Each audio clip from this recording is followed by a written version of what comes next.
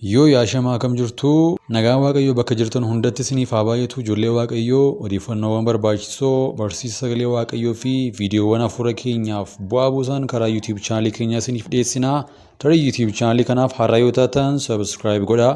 Viidiyoowwan haaraa yeroo yerootti argachuufis mallattoo bilbilaa yookaan beelii banaa gochuu hin dagatinaa.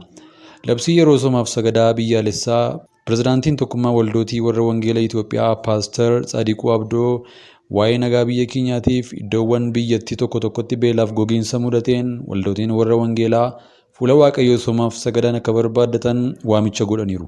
Pirezidaantichi sadaasa 15/2004 waajjira isaaniitti ibsa laataniin sadaasa 17/2004 irraa kaasee hanga sadaasa 19/2004tti kadhata somaaf sagadaa turu kana waa'ee bara nagaa fi boqonnaa qabu akka nuuf kennu amantootni fuula waaqayyoo jabaatanii akka barbaaddatan kan gaafatan yoo ta'u, gabaabina yerootiif sagantaa kana irratti hirmaachuu kan hin dandeenyeef sadaasa 27 irraa kaasee kan turu yeroon somaaf sagadaa biraan akka jiru beeksisaniiru. Labsii kana booddees waldootiin akka qaala hiiwwat makaana Yesuus guutuu wangeelaa labsii kana waldaa isaaniitti amansaaf labsaa jiraachuutu beekame. Dhugaa dubbachuuf yeroon kun yeroo kadhata guddaa fuula waaqayyoo irratti dhiyaachuun gaafatu akka ta'e beekamaadha.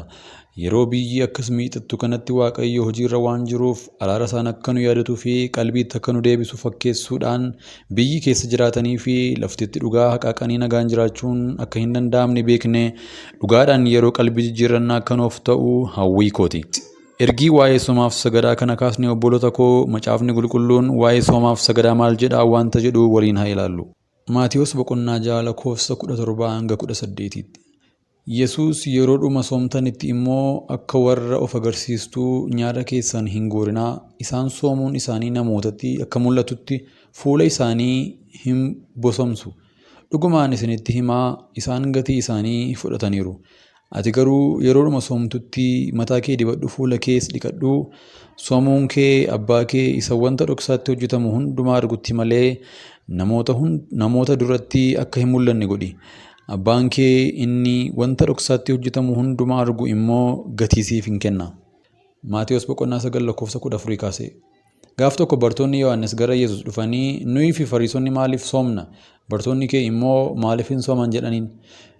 Yesuus deebisee dhirsi misirroo hamma isaan bira jirutti warri cidhaa gadduu danda'u ree? Guyyoonni dhirsi misirroo itti isaan duraa fudhatamu dhufuuf jiru. Isaan yeroo sanatti hin soomu. Homtinuu erbee haaraa takkaa hin miiccamin uffata moofaa irratti hin erbu. Erbichi haaraan uffata moofaa sana irraa in tarsaasa. Tarsaan isaas isa duraa irra kan caalu ta'a. Akkuma immoo daadhii wayinii haaraa qodaa bososaatti hin naqan. Kana yoo godhan qodichi hin ho'a. Daadhichi hin dhangala'a. Qodichis hin bada.